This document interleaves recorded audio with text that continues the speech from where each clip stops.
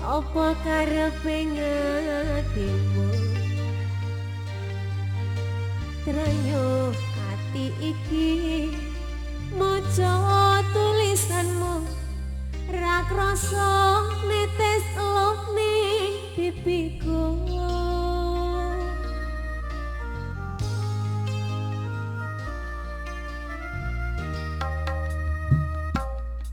umpama tanganku dadi sewiwi iki uga aku mesti enggal bali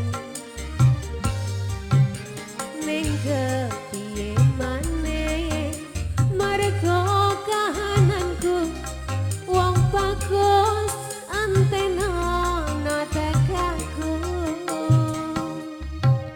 ayo cak kandar yuk bersama dia di sini ada OPS Production Pro.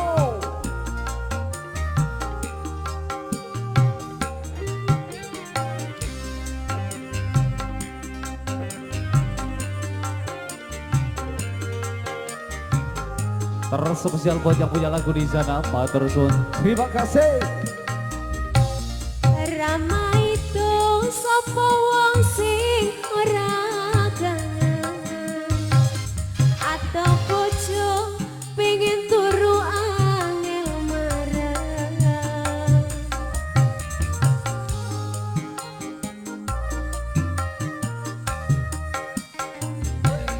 Rama itu sapa wong sing ora drenyo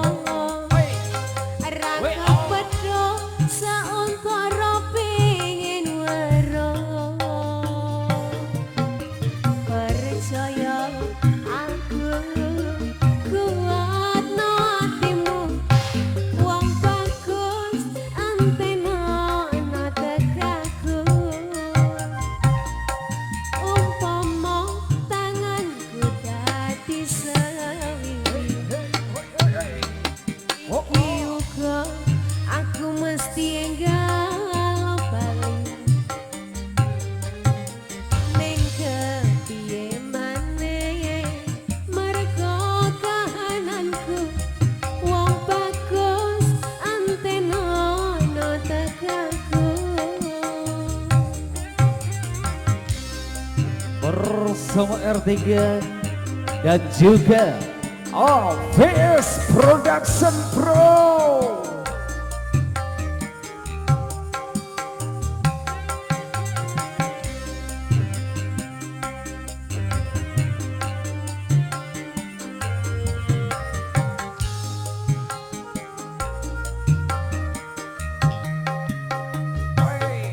Rama itu sapa wong sing ora